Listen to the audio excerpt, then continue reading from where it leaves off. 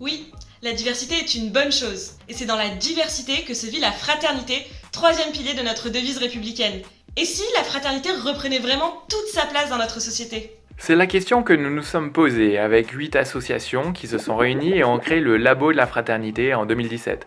En pleine crise du coronavirus, la solidarité et la fraternité se sont plus que jamais présentées comme des solutions majeures avec un impact véritable et significatif. Pour mieux comprendre la fraternité aujourd'hui en France, nous avons réalisé une étude avec IFOP. Cette étude, que nous appelons le baromètre, met en lumière l'importance de la fraternité dans la résolution de multiples maux de notre société. Par exemple, 70% des Français pensent qu'il n'y a pas assez de fraternité envers les sans-abri.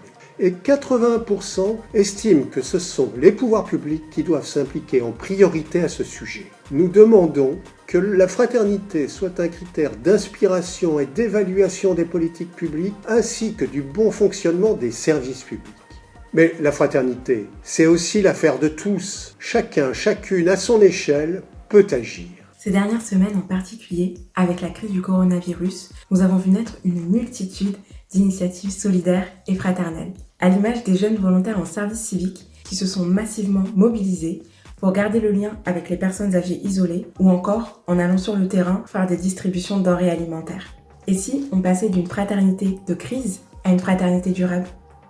Si, comme nous, vous êtes convaincus qu'une société plus fraternelle, c'est une société qui va mieux, nous vous invitons à relayer massivement les chiffres du baromètre 2020 afin de mettre en lumière la nécessité de renforcer la fraternité. Ensemble, continuons de mettre en œuvre des actions fraternelles, chacun et chacune à notre échelle.